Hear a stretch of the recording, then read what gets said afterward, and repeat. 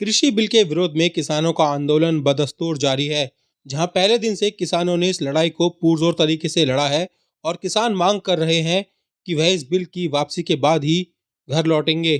फिर चाहे जबरदस्त सर्दी हो या फिर गर्मी, वह यहां से हिलने वाले नहीं हैं। आपको बता दें कि करीब 2 महीने दिल्ली की सर्दी में भी किसान ऐसे ही बॉर्डर पर डटे रहे थे और लगातार अपना विरोध प्रदर्शन जारी रखे हुए थे। हालांकि 26 जनवरी के बाद से सरकार और किसानों के बीच अभी तक कोई वार्ता नहीं हो पाई है। फिलहाल किसान लगातार शांतिप्रिय ढंग से यूपी गेट पर अपना आंदोलन जारी रखे हुए हैं।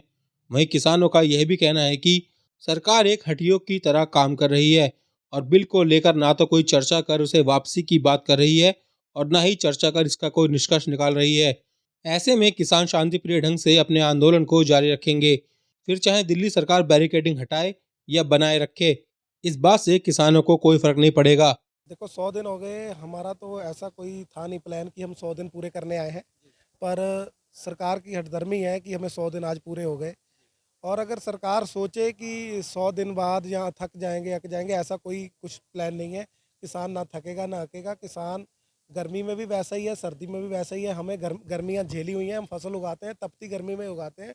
हमें गर्मी भगा नहीं पाएगी ये गर्मी। हमें सर्दी भी भगा नहीं पाई, सर्दियों में बरसात आई तब भी नहीं भगा पाई। अब गर्मी का पूरी कड़ाके की गर्मी, टेम्परेचर 45 होने वाला है या 48 होने वाला है। उसके लिए हम चटाइयाँ लगा लगा के अपने तंबुओं को सेट कर रहे हैं और कूलर का इंतजाम कर रहे हैं। और किसान भाई, अब गेहूं की फसल आ गई है, उसे बेच के जो पैसे आएंगे, हम सबसे अपील करेंगे, भाइयों थोड़ा थोड़ा हिस्सा डालो और किसानों के लिए तंबुओं में कूलर लगाए जाएंगे, अच्छी व्यवस्था बनाई जाएगी।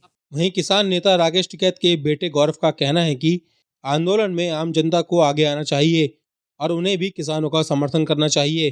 100 दिन हो गए और भाई शतक सेंचुरी लग गई। भाई किसानों ने जिस हौसले के साथ में ये पूरा आंदोलन 100 दिन तक पहुंचाया, वो उनका भी बहुत बहुत धन्यवाद भी है। क्योंकि ऐसे काम के टाइम पर जहाँ गन्ने की छिलाई भी थी, गेहूं की बुआई भी हुई और अब जो है गेहूं की कटाई भी होगी, होली भी आओगी, तो निरंतर ये आंदोलन इसी तरीके से चलता रहेगा। मजबूती के साथ में आंदोलन करेगा। ये किसान के अस्तित्व की लड़ाई है, इससे किसान पीछे नहीं हटेगा। भाई सरकार से तो अब जब उम्मीद जो थी वो रही नहीं, उम्मीद पर खरी नहीं उतरी सरकार। उम्मीद थी भाई कि भाई सरकार कुछ करेगी, लेकिन करा नहीं। आम जनता को आगे आना चाहिए। ये बैरियर जो पुलिस ने लगा रखे हैं उनको तोड़ना चाहिए। अगर किसान तक ट्रैक्टर की हमारी जरूरत पड़ेगी, आगे जनता रहेगी और पीछे जो है उसको तोड़ने का काम करा जाएगा। वहीं दूसरी ओर 8 मार्च को महिला दिवस के रूप में मंच का संचालन महिलाएं करेंगी और साथ ही 7 तारीख को केरल दिवस के रूप में केरल के किसान यूपी गेट पर पहुंचेंगे और साथ ही 7 तारीख को केरल के किसान मंच का संचालन करेंगे। ऐसे में अब सरकार और किसानों के बीच 26 जनवरी के बाद से कोई वार्ता नहीं हो पाई है जो निष्कर्ष तक पहुंच पाए। तो महिला दिवस मनाया जाएगा।